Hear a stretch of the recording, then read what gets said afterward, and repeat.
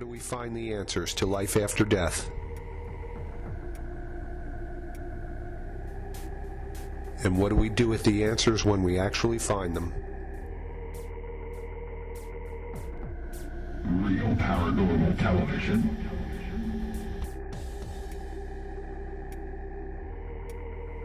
With your host, Grayson Schmidt. I've been an investigator and researcher of the paranormal for over 25 years, and I've been able to investigate some amazing places. But it's not just the places. I've been able to work with some amazing people too. We seek out the answers and get behind the scenes of real paranormal investigations. From orbs to Ouija boards, we will be discussing the hot topics of the paranormal world to try to find out the truth, to explore why we are here, and where do we go when we die. Is this all? Or do we move on to somewhere else? Just what exactly lies beyond this thin veil of life? Real Paranormal Television. This is Richard Higgins from Bellwood Paranormal, and you are watching Real Paranormal Television. Welcome to another episode of Real Paranormal Television. Thank you so much for joining me, and thank you so much for your continued support. It means the world to me. I just want to point out that I do this show for my friends and peers within the paranormal community, and I do it to bring a new perspective into some of the inner workings of what we do in the paranormal field. And what I want to do also is try to get into the minds of some of the investigators that I've worked with over the years to bring their perspective to you so that you can see some of the amazing and diverse people that we work with out in the field. This will give us a better understanding of who's out there doing the hard work, who's doing it in what way, what works and what doesn't work. Now, a lot of people start out in this field and really have, no coaching, no understanding of what's taking place, and that's fine. We're here to learn, we're here to share, and we're here as a community of paranormal investigators and researchers to work together to try to find the answers. Yes, we're all on different teams or independent investigators such as myself, but we can work together as a larger body or group to come to the answers, as opposed to ego getting in the way of people wanting to have the best EVP or the most amazing picture to prove to everybody else that they have the best equipment or the best, investigation techniques. It's not about that. It's about trying to culminate the data, to try to find the signal in the noise, and to try to also make our investigating methods repeatable so that other people can gather the same data in the same way so that everybody can come to an answer and we can finally get to the bottom of what's taking place. Does the soul leave the body at death? Does the human spirit last beyond this world? So far what I've found is that yes, it does. It definitely sticks around and it definitely tries to settle unfinished business. That's incredible. So our job out there as investigators and researchers is to really not only help fellow investigators rise up and become better investigators and data collectors, it's also to try to help these trapped spirits if we can. We have to help them to cross over and find out maybe they have a story to tell. Maybe something happened that was tragic. Maybe they need to relay information to one of their loved ones or family members. Maybe they don't realize they're dead. I've had the opportunity to work with some really incredible people in this field, and some people that I've really fostered amazing friendships and relationships with. These people I consider brothers and sisters within this community and within this life. They become more than just para-peeps, as the saying goes. They're friends, they're brothers, they're sisters to me. They're extended family. And in creating these bonds with these people, it's not just that we work together or share similar interests. These are amazing people. These are people that are definitely a cut above the rest and definitely have something that they give back to everyone. They're not selfish. They work with an open mind and an open heart, and that matters. That comes through, and that also lends itself to being a good citizen in this world. Now, what we can do together is work together to try to find the answers to life after death. In working with these people, it really has offered me a good insight into some of the other perspectives of the paranormal community. And this is something that I want to bring to you. I want to bring their unique perspective to you so that you can see all the diverse opinions and approaches to investigating and researching that can benefit you, that can benefit your team, benefit you as an investigator, and also benefit the community at large. I think if we're all doing similar work, some could be better, some could be worse, some could use more technique, some could use more technology, but if we kind of find some sort of happy medium that everybody is gathering data in the same relative way, then maybe we can come to some kind of understanding for what's really happening. And we want to be able to create reproducible events or reproducible methodologies that everybody can go out there and use in the field, so we kind of get the same capture every time. Then this way we have some kind of medium basis to accumulate data and to find the trends that are taking place. And I don't mean trends like what color's in fashion this year. I mean the trends in the data. When you data collect, when you're out there investigating, you're not gathering evidence.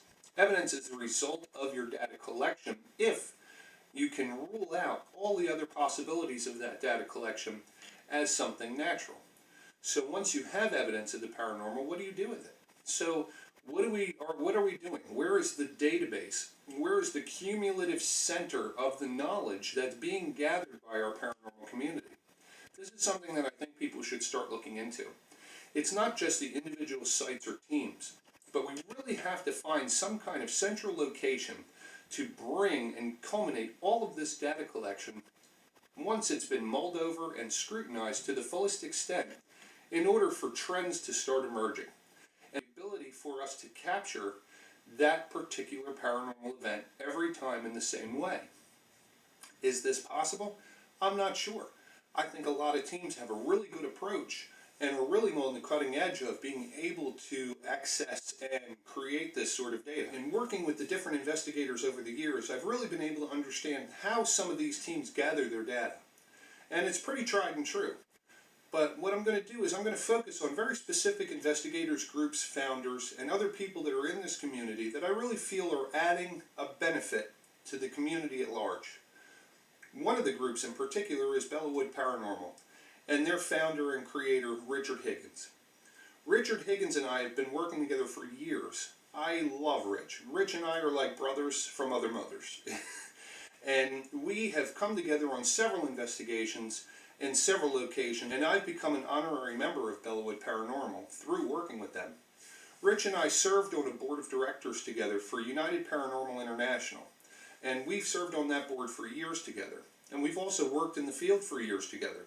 I love his team. His team is like extended family to me.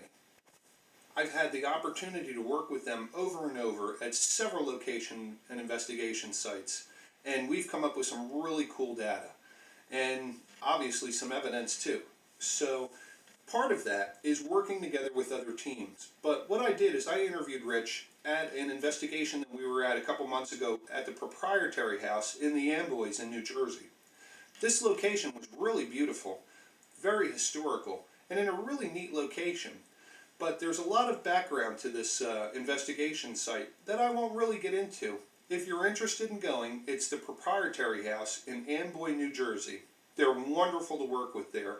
And all the proceeds to the donations that are given for the teams that investigate there go to restore the property, go to restore the museum, and go to restore the location. That matters.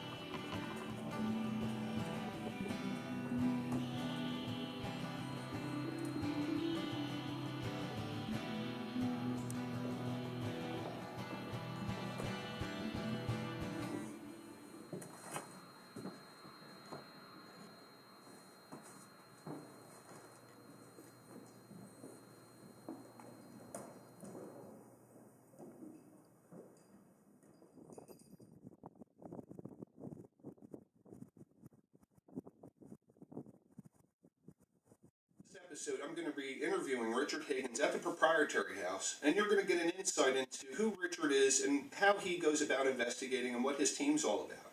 But you really have to work with Rich to understand. His Facebook page and his website have been out there for years, and they have a worldwide following. And it's because of the way Rich is as a person, and it's because of the way Rich approaches his investigations, handles the team, and gives his absolutely honest opinion about evidence or data captured. That matters. We don't need people screwing around or photoshopping things. That only belittles our community. We don't need that. We want people that are out there with integrity and honesty, doing the good work, and doing it every single time without compromise. That I appreciate. I hope you guys enjoyed this interview as much as I love working with Richard.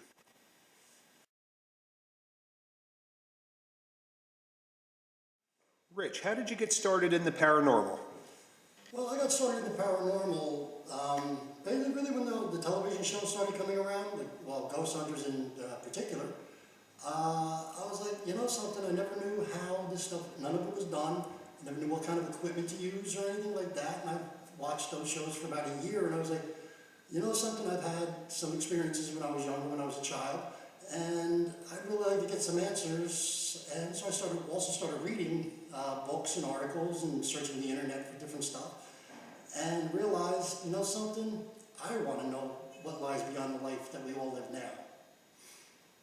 So my wife and I, at the time she was my girlfriend, Elaine, we joined up a team down in South Jersey, and we learned quite a bit from them, and in 2009 decided to branch out on our own, and it started off with just her and I, and next thing you know, it bloomed into a wonderful team that I have now.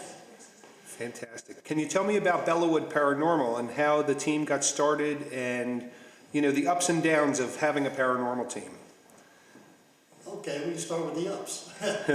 We get to investigate once you can become established, you get to investigate some great places like City Hall in Philadelphia, which was a great place. You and I investigated that along with John Levy and Claudia Emery, and other members of SCARED. We investigated with them also, they were there. I'm sorry if I forget some people's names. This wonderful building we're actually interviewing me in, it's called Proprietary House. It's located in Perth Amboy. It's very active, from what we understand. But Bellawood Paranormal got started in August of 2009. Just branching out on our own, we decided to get a couple pieces of equipment. Mine was first piece of equipment I bought was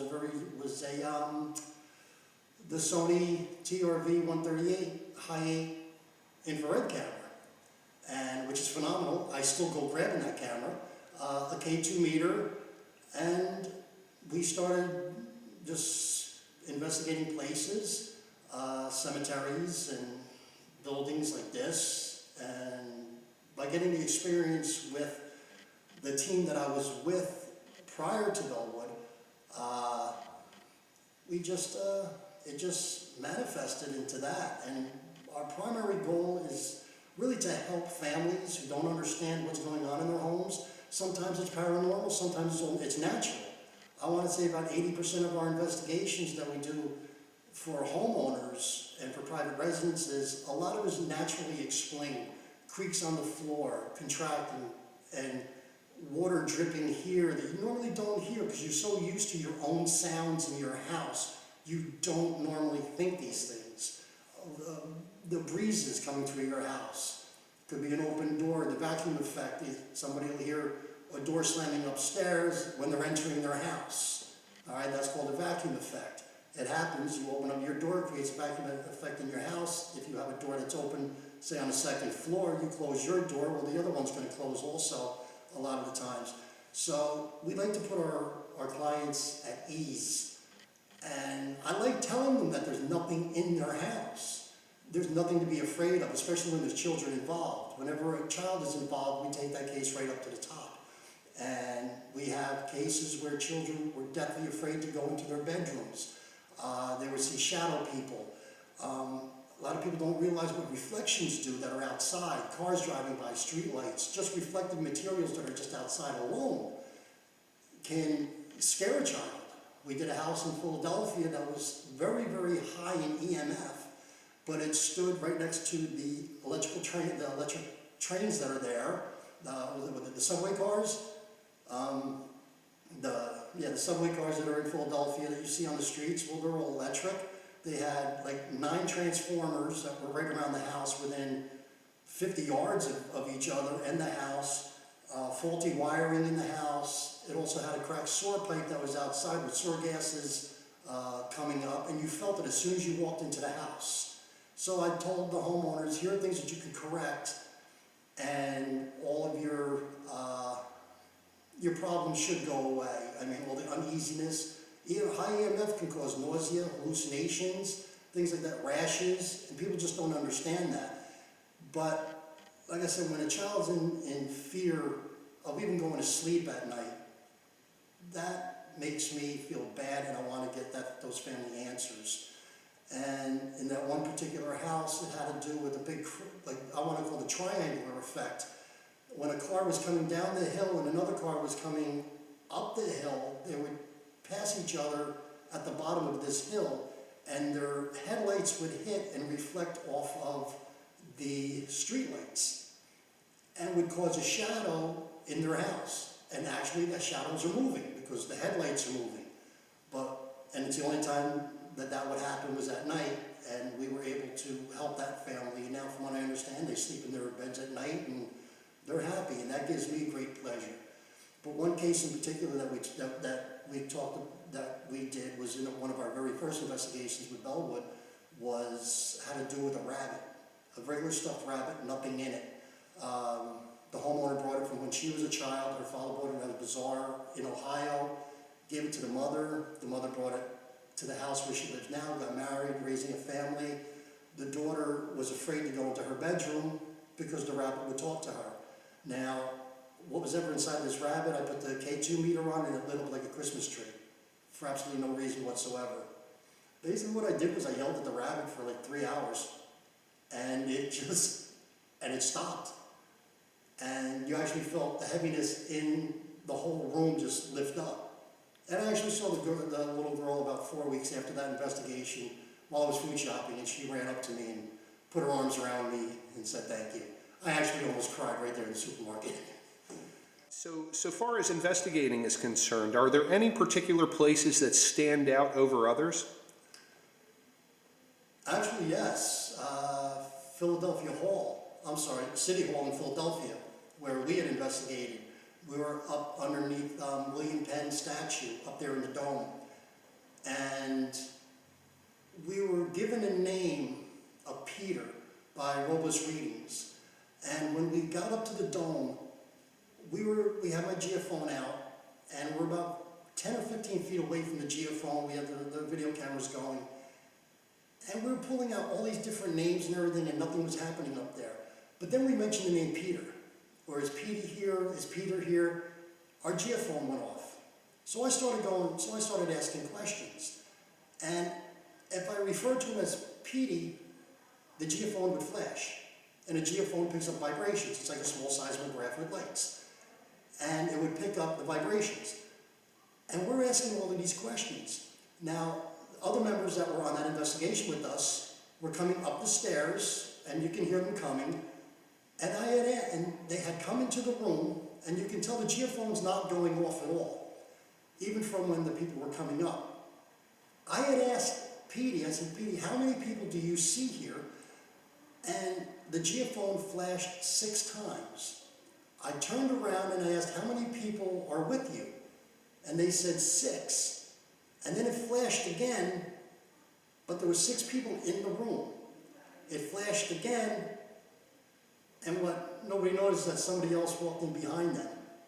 So that would actually make 7 flashes on the geophone. And I thought that was very interesting. Besides the hazards of getting electrocuted while walking up those stairs. Tell us a little bit about what happened. That was kind of crazy. We're walking up the stairs. There's not supposed to be any electricity at all going up. It's an old, very, very old building. What's the building? 200 and something years old? Okay, walking up. I don't like heights to begin with. I'm definitely afraid of them.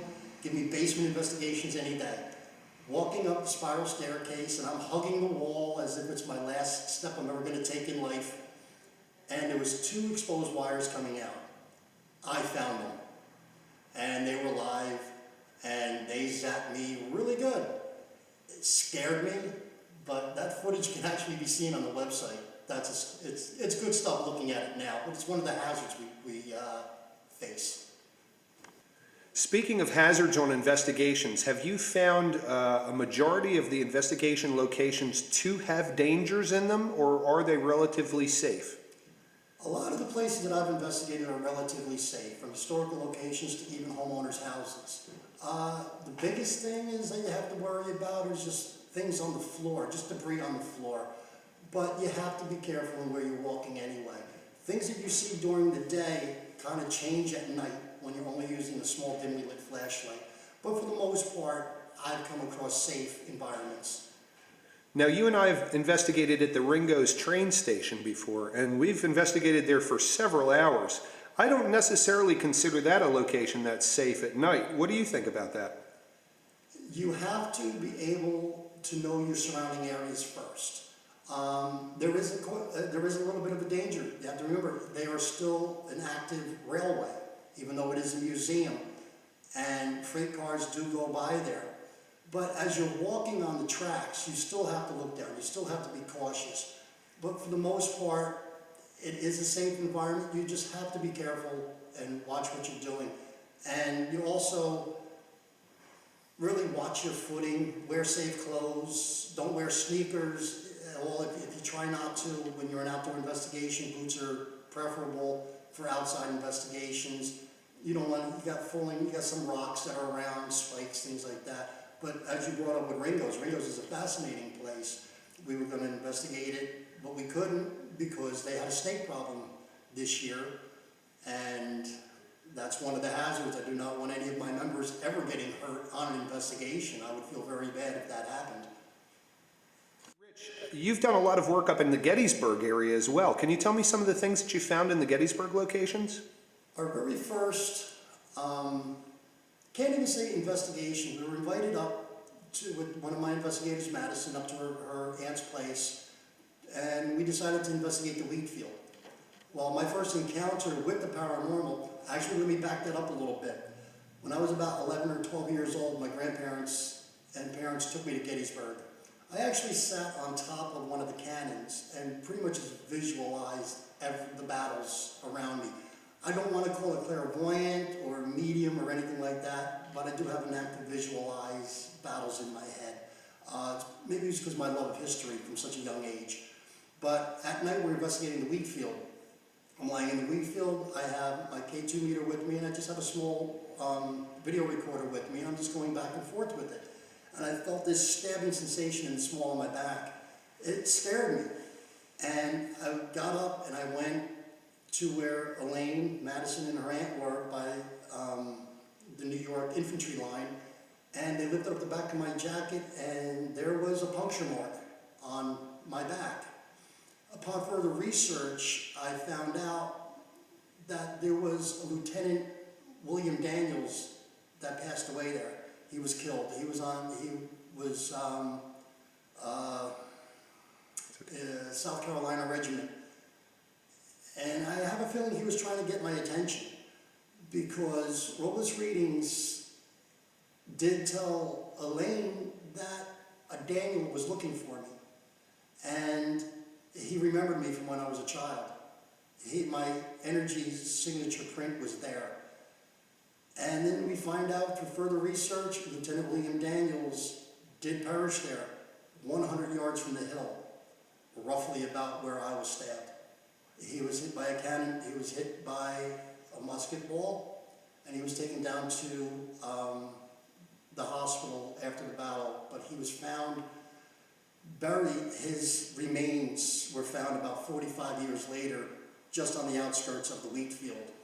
And the reason that they know that is because somebody put a marker in his pocket that said, "Here lies Lieutenant William Daniels." And his skull was there, and a tooth, and this little marker. And we went back 2 years after that, and did a past life regression. My investigator, Michelle Sauer, who knows how to do past life regressions, asked me to be the volunteer and do it. Did I visualize in my head and feel his feelings from inside the hospital that he was at, which was basically a barn that is now burned down?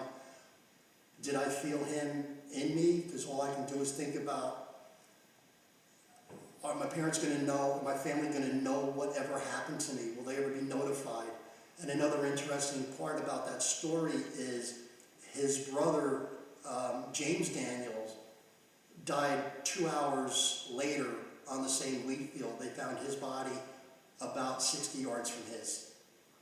And through further and further research with the help of O'Fay Bell and Robles readings, we came up with a lot of information on Lieutenant William Daniels. We came out with pictures, an article that was written about him.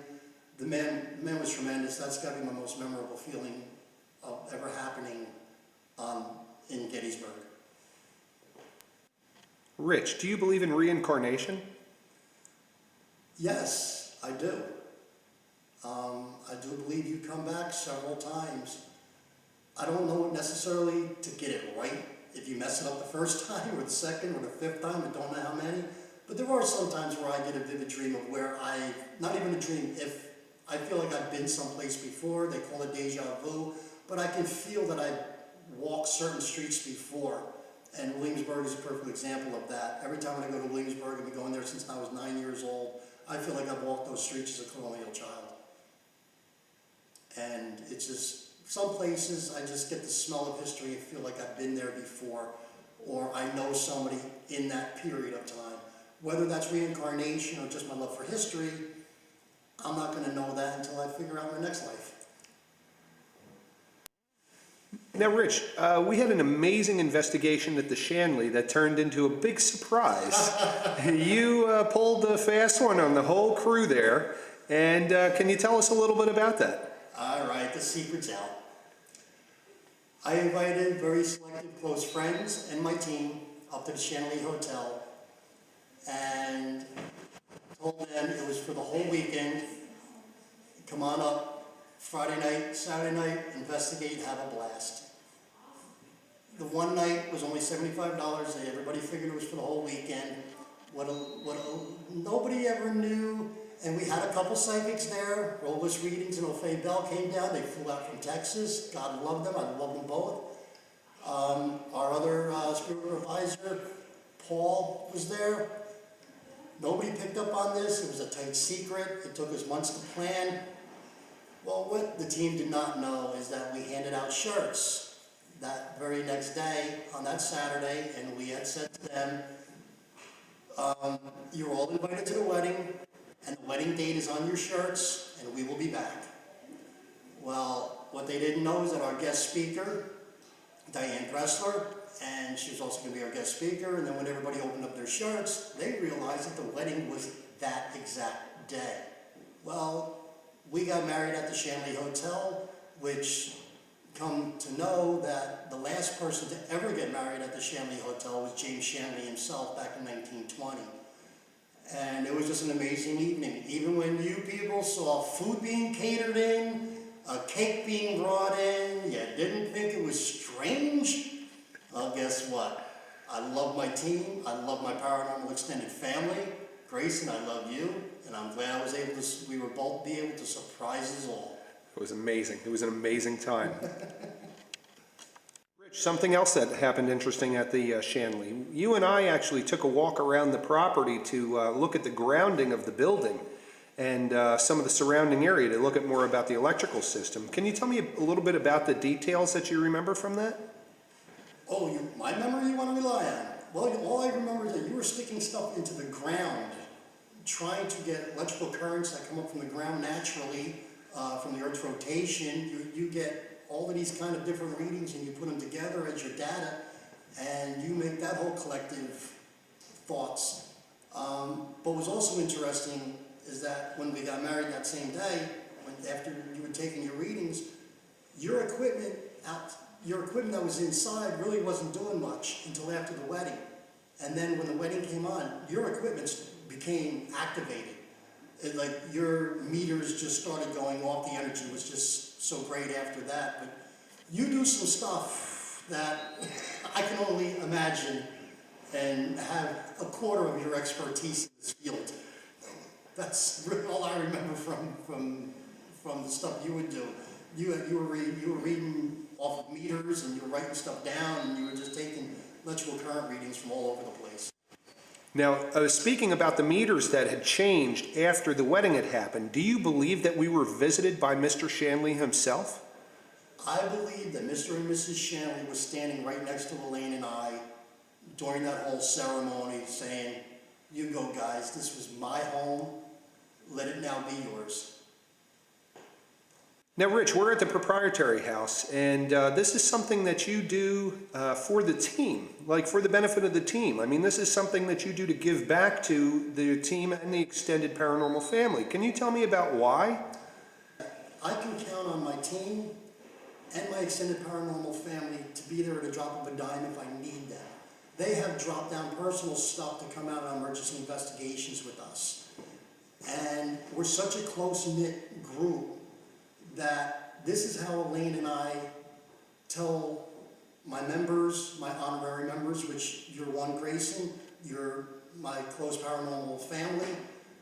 This is how we say thank you. You can't have all work and no play. Elaine and I paid for the proprietary house, which is a wonderful location. The proceeds go directly into the house fund. It doesn't go anyplace else, and it stays in the house itself for repairs and to keep up the maintenance. But this is how we say thank you. And they have 2 more investigations coming up. So right after Thanksgiving, we have a business. In December, we have a private military home.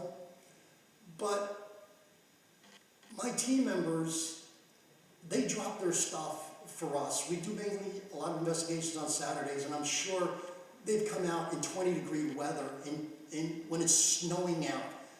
They come out and they collect their data and they give us the evidence in order to help families.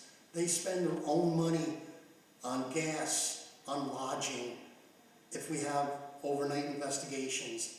This is just our way of saying we appreciate what you do all year round for us. And I do feel a founder of a team should do this for their teams just to say thank you. Now, Rich, following your page on Facebook and even on your website, I mean, you have a worldwide following. What do you attribute this following to? People love your group. Honesty. You send me a picture of 1,000 things in there and tell me that it's orbs, I'm going to tell you it's dust.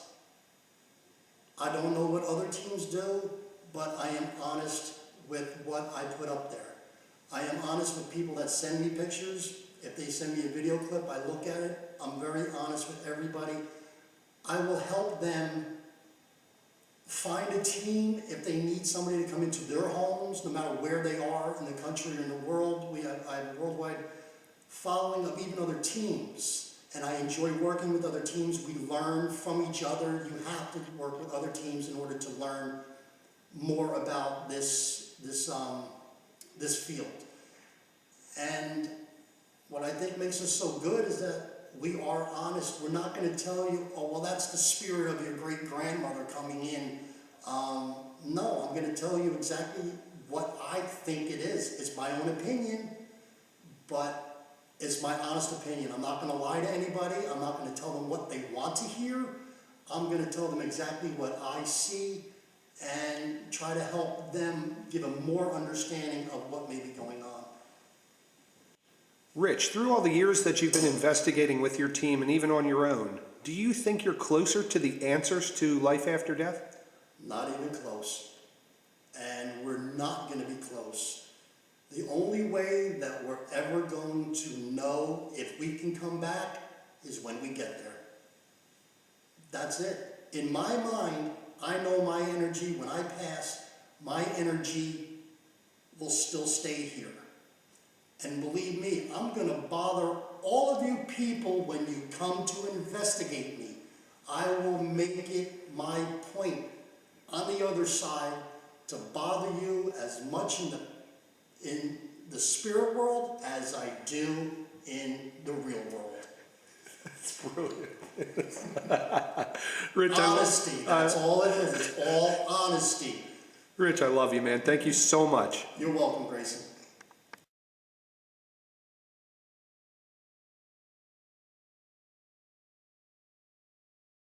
One of the locations that Richard and I have been able to work with is the Shanley Hotel up in Napanoch, New York. I was invited by Rich and his team up to Napanoch, New York a couple years ago for an investigation that had a real twist to it. It was incredible. I have to say I was so surprised, as well as his team were, as to what actually happened. I don't mean paranormal evidence, I mean a life event. Richard, at this location, proposed to his longtime love, Elaine. It was beautiful. At the time, he handed out shirts as a gift to the entire investigation team and had said that we were all invited to the wedding, which we were just elated. It was one of the best times ever. But he said to us, look at the shirt because the date of the wedding's on the shirt. And we were all confused, looked at the date, and it was that day's date. We couldn't believe it. He said, we'll be right back and we're getting married right now. Man, I'm telling you, people were floored. This was the coolest thing ever. Rich and Elaine were able to get married 100 years to the day that Mr. Shanley himself had married his love right there at the hotel. This was the only other wedding that we know in recorded history that took place at the location at the Shanley. And if you guys have ever been to the Shanley Hotel and you know Sal Nicosia, he is fantastic people. He runs a phenomenal operation there. It is a beautiful location and it has a lot of history to it. I recommend if you get the chance to go, because I think you will really enjoy the location.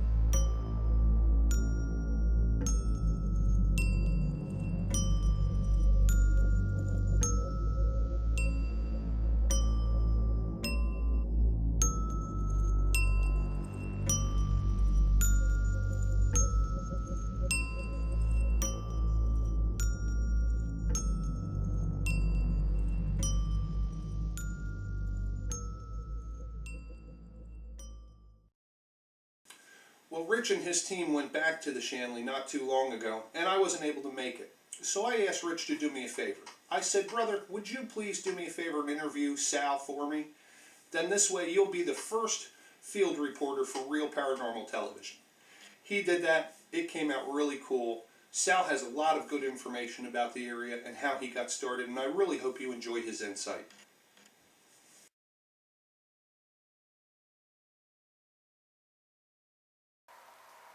My name is Richard Higgins. I'm the founder of Bellwood Paranormal, and I am speaking with Sal, the proprietor of the Shanley Hotel, and you are watching Real Paranormal Television.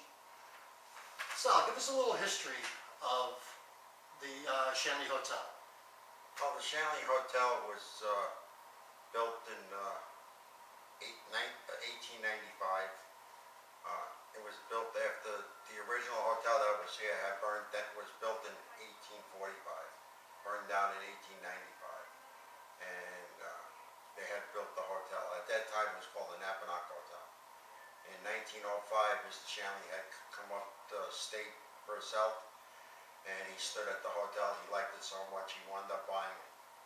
That's love for a hotel right there. Yeah, he really, he really loved the place. and he owned it until he died in the late 30s, and then Mrs. Shanley sold it in 44, 45. And the Shanley was a place where everybody came. It was a gathering place. There was always everybody in town. You didn't go out unless you went to the Shanleys. Mrs. Shanley was involved in social activities. She was good friends with Eleanor Roosevelt, and they did a lot of things here. Okay, when did you purchase? I bought the hotel in 2005. 2005. What drew you to the hotel? So you're from New Jersey. No, I'm from right? Brooklyn. You're from Brooklyn, okay? Brooklyn's what, 80 miles from No, but I had lived upstate New York, and at that time I was working on another project, and the hotel was empty. The hotel had closed down in 1991. It was closed down, and it seemed like every time I passed the hotel, it was like calling out to me, you know, buy me, buy me, buy me. So I just finished the other project, and the hotel was still empty, and I stepped in and I decided to buy it. And I had no idea there was anything here, you know, any activity until the night after the closing. So you had no knowledge of anything that ever No. happened in here or anything like that? Well, my plans for the hotel was one thing, and it made a complete opposite turn to what I wanted to do with the hotel. So when you bought the place back in 2005, you had no knowledge of any activity, no knowledge of that it was a speakeasy, no nothing, it was just a beautiful old hotel. Then you experienced your first, for a lack of better words, paranormal activity in here. Right. How did you get somebody in here to try to answer some of your questions that you had at the hotel? Well, the first person we had in here was a psychic medium from Cape May, New Jersey. And he had come in and we did a walkthrough, and he got EVPs and stuff like that. And then another friend suggested a team that he knew to come in and investigate. And they came in and they investigated, and they got a lot of EVPs and different things. And from there it just took off. You know, one person told another person, and then I started doing a lot of radio shows, Right. promoting the business, and it just took off. As each team came, they would tell other teams, and it just kept on going and going and going. So basically it's like the old commercial. Right. You tell two friends and they tell two friends, and then so on and so on. Just kept on going, you know, and you've been here many times. I don't investigate anymore. Right. And I was never really into the paranormal, and I just sit back. It's a family. When you come here, you're like part of the family. Right. Oh, exactly. You make everybody feel so welcome Right. here. And I tell that to everybody. Yeah. Once you're here, you're part of the Shanley family. I mean, Sal made my team and myself so much like family that the first time I came here was back in 2009. Came here just to look at the hotel, check it out. Looks are very deceiving. The inside of this house, the inside of the hotel is very beautiful. My wife and I fell in love with the place, and we decided to get married here a year later. And that was 100 years to the month from when Mr. Shanley got married in April of 1920, and us getting married in 2010. So that was an extraordinary experience just in itself, because the place was just rocking, and this place is just a wonderful, wonderful place to come, even just visit, just hang out. Sal makes everybody feel like family, and his staff, a good trained staff. They have people that come in and they'll do tours, they'll help you along with investigations, and this is one hotel that has paranormal activity that I can say, if you're a non-believer, well, by the time you leave the Shanley Hotel, you are a believer. and this is Real Paranormal Television.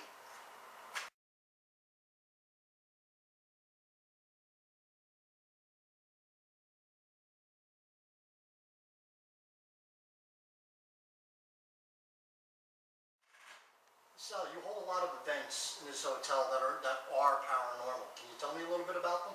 Yes, we hold events just about every weekend, investigations, and we hold certain events where, like ladies' night or pajama party night, it's just strictly women.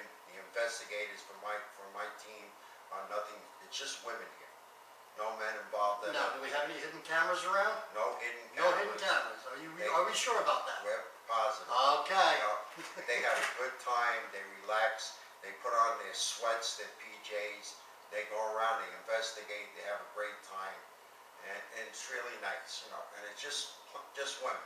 You know, and then we have other events. We have psychic events. We have different training events. We have events for children that are into the paranormal. You know, some people don't believe that a 7-year-old or an 8-year-old should be learning about the paranormal. They Right. should be learning. They should be learning the right way of using equipment and Right. stuff like that. You know, I'm a strong believer in that. You know, we started that last year. We're starting it. We're going to do it again this year. Now, I also know, and I just came into knowledge of this, is that you also run events for the community at no charge to the community. Nobody pays to come in and do things. Can you tell me a little bit about that? Yeah, well, like for Halloween, we'll have a children's day, and they come in, and we decorate, we put out pumpkins and stuff like that. They paint the pumpkins. Each child makes their own design, and we give out a small prize for that. With face painting, a little of everything. It's a party for the children. That's good. And the And community, there's no charge for it. And I also open to different groups, like the youth organization from Right. Kingston. They called me up. They wanted to bring the kids down, and these were teenagers, and give them a tour of the place and explain about the paranormal. I don't charge for that. They come, make an arrangement. They come, we sit down and explain things to them, take them for a tour to the hotel. Same thing with the mentally disabled. I have New Hope and other places that'll call me, and they bring their people down, and I take them to the hotel. I talk to them, and it's a day out for them. yeah. Well, you also got local history that you're teaching them too. It's not all just paranormal. Right. It's also local history, which is lost in schools. And Sal encourages people to check out your local libraries, your local historic places. They're a lot more interesting than what you will find in any textbook that you can ever learn in school. Yeah, well, most schools don't teach local history. You learn about other countries and different parts of the world. But most children, like when I talk to them and I start telling them about history that I researched and the history that was right in this area, Right. the kids look at me like I have two heads because they don't know nothing about it. You know, about the Indian tribes that were here and the first settlers that were here, you know, things like that. And they have no idea about this. So, and I think that every school should have a history program for their area. Oh, I totally agree to with that. explain Sure. what happened in that area, because Sure. every area something happened. Yeah, and it just has to be a county. It doesn't have to be just the town. Right. The county itself is part of it. Right. Yeah. You know, so, In the paranormal field, we just don't go looking for ghosts. We also go looking for alternative and natural explanations for things that may occur that bring on paranormal activity. One thing is water, quartz, limestone, different types of minerals. Sal, we're in Nappanatch, New York. Basically, we're in the Appalachian Mountains. let's shoot this here. I have a piece of rock that I can show. Cool, okay. Actually, if I knew he was gonna bring up the reason. What kind of stone is that? That's quartz. Quartz? Okay. Now, Sal, is there any correlation between the Shanley Hotel itself and the village of Nappanatch? In your opinion, that has to do with scientifically of why paranormal activity happens here. Well, it's not only the hotel, it's the whole area, like you were saying, you know, we have the Shawanka Mountains, that's part of the Allegheny Mountains, right behind us. We're in a valley. The Shawanka Mountains is loaded with crystal, quartz, sandstone, and that brings on a lot of energy. The name Napanoch itself is an Indian word for land overrun by water. There's a lot of streams that run under the town. And water is what? Life of everything. Right. And there's one that runs right underneath the hotel. Oh, wow, okay. You know, so there's a lot of energy that comes in this area. You know, and this is the main thing for all the activity. You know, this is what's drawing in the activity. Right, now do you have any kind of quartz or limestone or anything? I have this stone right here that came right off the mountain, and you can see the quartz in there. Oh, that's Sandstone. beautiful. That is a beautiful piece of... And back in the days, the Indians that were from this area, they used to go up into the mountains. There's caves up in the mountains, and they used to go up into the caves to energize their bodies. The medicine men, they would go up there and they would spend days up there, and they would just stay in the cave, and they took the energy from the mountain. You know, That's so- interesting. So you have a lot of knowledge in the short period of time you lived here. You've done a lot of research. A lot of research. And if you come to investigate at the Shanley Hotel, all of this research that Sal has done, he can just give you the books and you can just read them because they're about 5 feet away. Sal, I just have one more question for you. What is your secret to running an active paranormal hotel like the Shanley?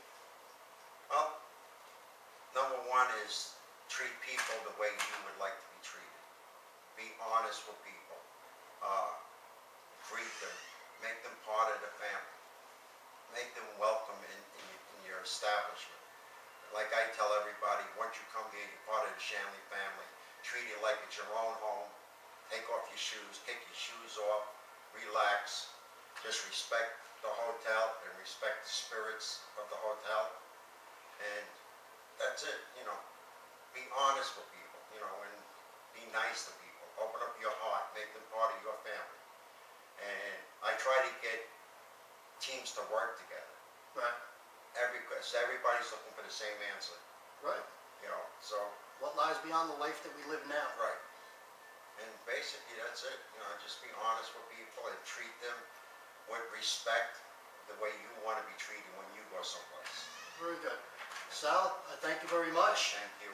And the Shanley Hotel is real paranormal television. Thank you, Sal. Thank you.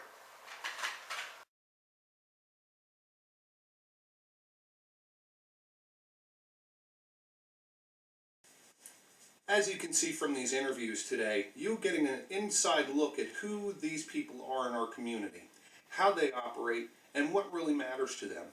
One of the things that's amazing about Richard's team and Richard himself is that after they work all year very hard on their investigations, and they're a pretty busy team with many members, Richard and Elaine always give back to the investigators. They go to Gettysburg or rent a bed and breakfast or take us to a really cool place like the Proprietary House to investigate. And that's really cool. It's really nice to see a founder of a group give back to his investigators and understand the sacrifice that those investigators are making all year for them and for the team and especially for the clients. Thank you so much for joining us again for another episode of Real Paranormal Television.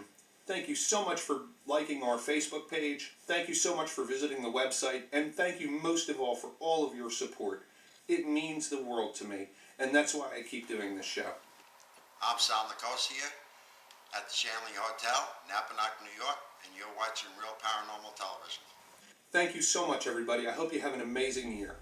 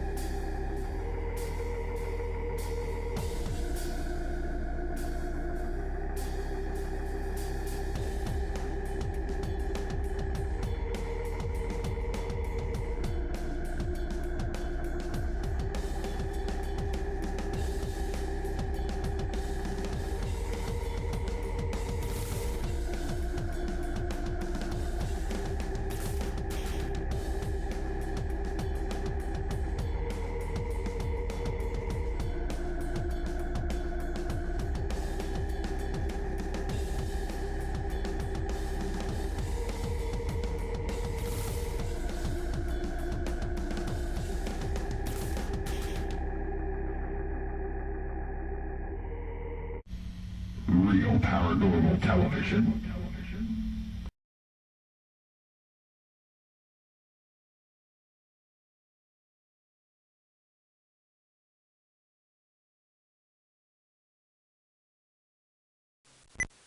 Copy that.